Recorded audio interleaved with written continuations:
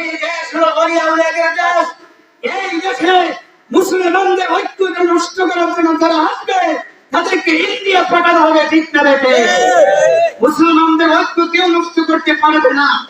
মুসলমান সিংহের জাতি, মুসলমান কোন কাফের নাস্তিক বেঈমান ইসকনের সামনে কুফর মাতারত করতে পারে না, ঠিক না বেটে? মুসলমান ভাইরা আমার, পবিত্র কোরআন কারীমে 30 নম্বর পারা সূরাতুল আসর ছোট্ট একটি সূরা আমি তেলাওয়াত করেছি। নবী সাল্লাল্লাহু আলাইহি ওয়াসাল্লামের অসংখ্য অগণিত হাদিস থেকে ছোট্ট একটি হাদিস পাঠ করেছি। আল্লাহ তাআলা যদি আমাকে তৌফিক দান করেন, কোরআনের এই সূরাটুকু সামনে রেখে, হাদিসের এই অংশটুকু সামনে রেখে সংক্ষিপ্ত ভাবে আলোচনা করার চেষ্টা করব ইনশাআল্লাহ। মুহতারাম আলামিন, পবিত্র কোরআন কারীম সূরাতুল আসরের মধ্যে আল্লাহ রাব্বুল আলামিন ঘোষণা করেছেন, ওয়াল আসর, বাই দ্য টাইম, ইন্নাল ইনসানা লাফি খুসর, verily man is in loss, ইন্নাল ইনসানা লাফি খুসর, সময়ের কসম, যুগের কসম, নিশ্চয়ই সমস্ত মানুষ ধ্বংসের মধ্যে আছে।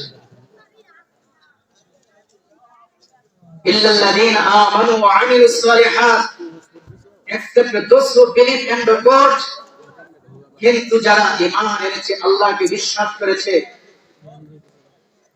and manage other truth and patience, যারা পরস্পর সত্যের তাকিদ করেছে, যারা পরস্পর সবরের তাকিদ করেছে, ওয়া তাওয়াসাউ বিল হাক্কি ওয়া তাওয়াসাউ বিস সবর, এই চার ছেড়ে মানুষ ধ্বংস হবে না। আল্লাহ রাব্বুল আলামিন বলেন, সময়ের কসম, যুগের কসম, নিশ্চয় সমস্ত মানুষ ধ্বংসের মধ্যে আছে, তবে চার শ্রেণীর মানুষ কখনো ধ্বংস হবে না। তাদের মধ্যে এক প্রকার হলো ইল্লাল্লাযীনা আমানু, যারা ঈমান এনেছে। 2 নম্বর হলো ওয়া আমিলুস সালিহাত, যারা নেক আমল করেছে। 3 নম্বর হলো তাওয়াসাউ বিল হক, যারা পরস্পর সত্যের তাকিদ করেছে, সত্যের উপদেশ দিয়েছে। ওয়া তাওয়াসাউ বিস সবর, 4 নম্বর হলো যারা ধৈর্যের তাকিদ করেছে, ধৈর্যের উপদেশ দিয়েছে। এই হলো সূরা আসরের সংক্ষিপ্ত তর্জমা, সূরা আসরের তর্জমা। এখন আসুন আস্তে আস্তে আমরা তাফসীরের দিকে যাই। সর্বপ্রথম কথা হলো, আল্লাহ রাব্বুল আলামিন পৃথিবীর সমস্ত কিছু বাদ দিয়ে কেন আল্লাহ রাব্বুল আলামিন যুগের কসম করেছেন, সময়ের কসম করেছেন?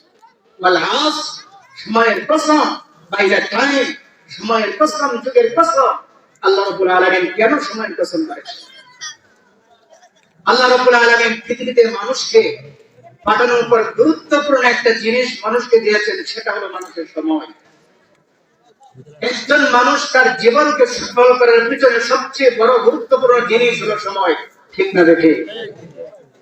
তার জীবনের তার সময়কে মানুষ যতটুকু কাজে লাগাবে, তার সময়টুকু যে যতটুকু গুরুত্ব দিবে, সে তার সফলতা তার প্রান্তে তত বেশি বুঝতে পারবে।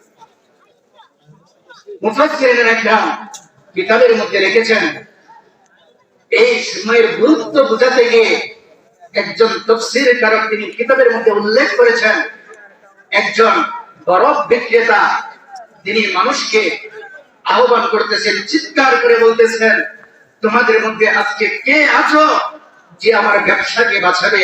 কারণ তোমরা যদি আমার বরফ না কিনো, তাহলে বরফ নষ্ট হয়ে যাবে, পানিতে পরিণত হয়ে যাবে। তোমাদের মধ্যে কে আছো আমার ব্যবসাকে, আমার পুঁজিকে তোমরা বাঁচাবে? মোহতারাম হাজিরিন, বরফের মতো প্রতিটা মানুষের সময় আস্তে আস্তে শেষ হয়ে যাচ্ছে।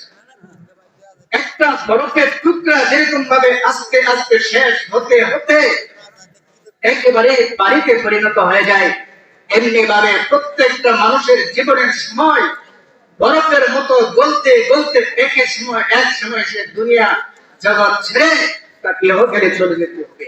এই জন্য সময়ের গুরুত্ব বোঝানোর জন্য, মানুষকে সজাগ করার জন্য, সচেতন করার জন্য আল্লাহ রাব্বুল আলামিন যুগের কসম করেছেন, সময়ের কসম করেছেন।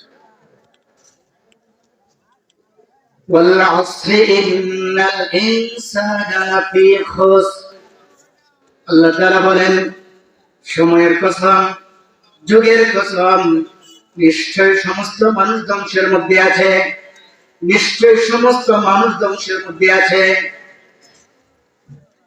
আল্লাহ তাআলা বলেন, মানুষকে যে আমি সময় দিয়েছি, হায়াত দিয়েছি, সে যদি তার সময়কে মূল্যায়ন করতে পারে, সে যদি তার সময়কে মূল্যায়ন করতে পারে, তাহলে সে ক্ষতিগ্রস্ত হবে না।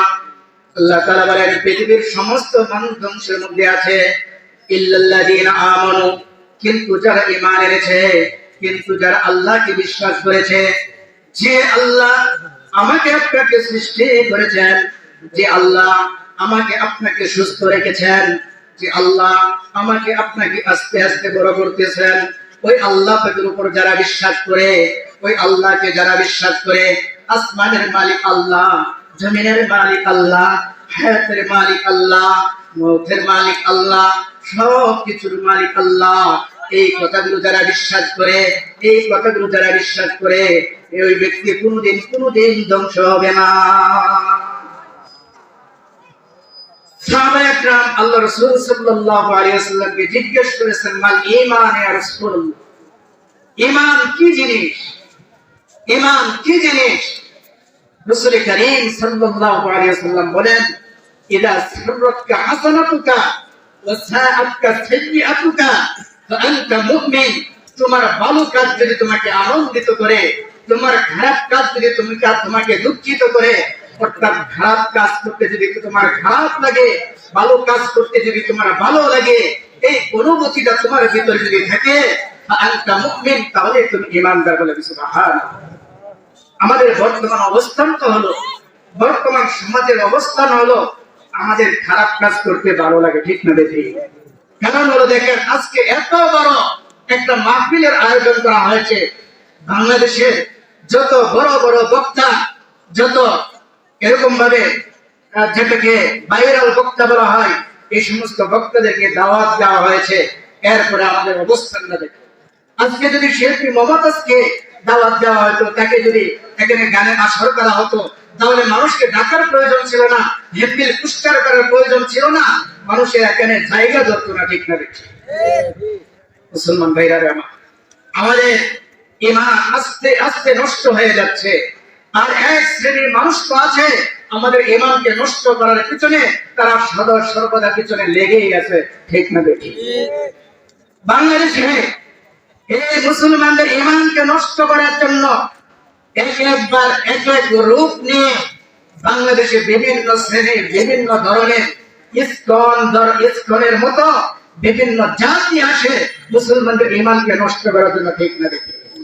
এক এক ধরনের রূপ নিয়ে আসে মুসলমানদের ঐক্যকে নষ্ট করার জন্য, মুসলমানদের ঈমানকে নষ্ট করার জন্য। মুসলমান ভাইরা আমার, নবীজি সাল্লাল্লাহু আলাইহি ওয়াসাল্লাম বলেন, এই দুনিয়া থেকে সামান্য পরিমাণ ঈমান যে ব্যক্তি নিয়ে যেতে পারবে, যারা পরিমাণ ঈমান যে ব্যক্তি নিয়ে যেতে পারবে, এই দুনিয়ার 10 দুনিয়ার সমপরিমাণ আল্লাহ তাআলা তাকে জান্নাত দান করবেন। সুবহানাল্লাহ।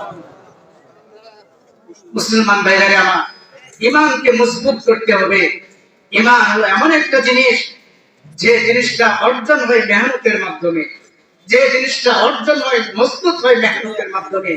প্রত্যেকটা জিনিসের পিছনে মেহনত শর্ত।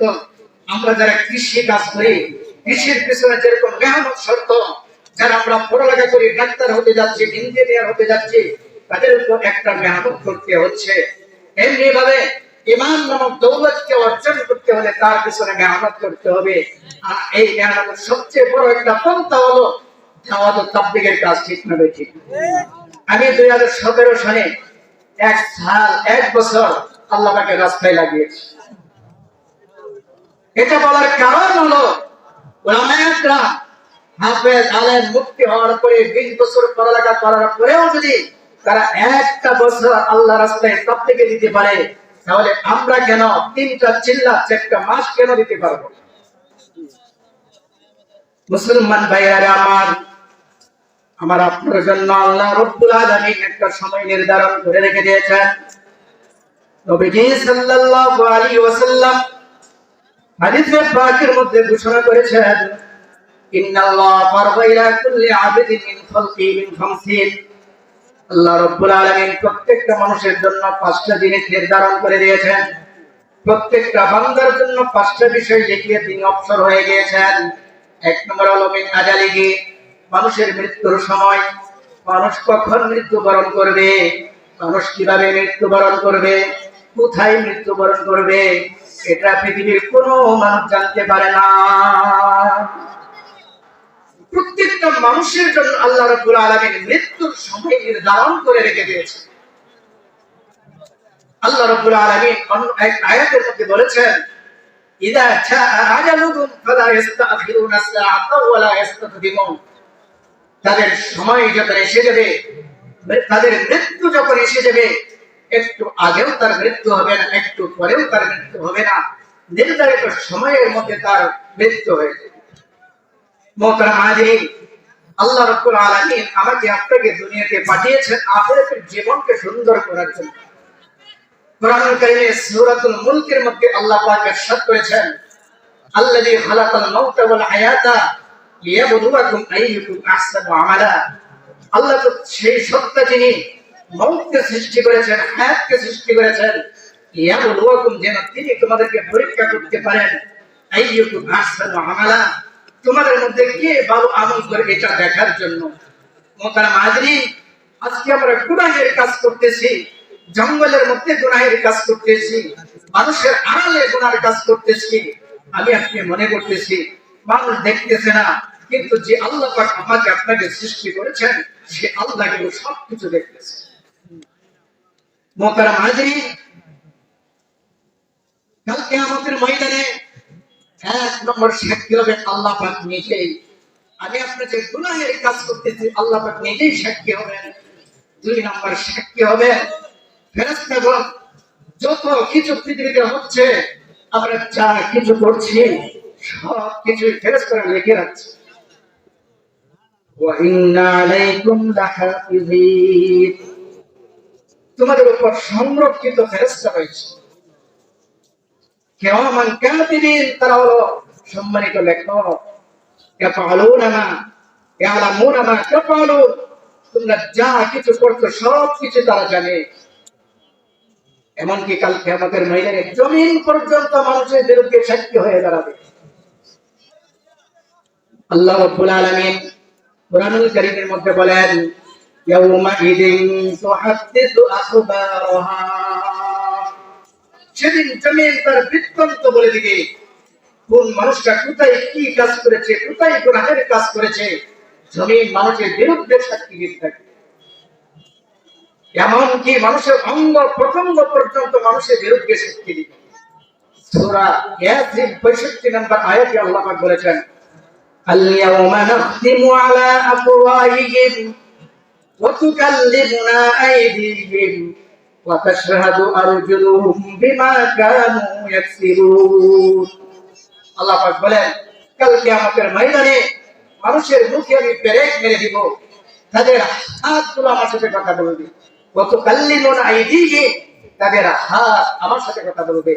ওয়া তাশহাদু আরজুলুহুম বিমা কানু ইয়াকসিবুন, আর তাদের পাগুলো তাদের বিরুদ্ধে সাক্ষী দিতে থাকবে।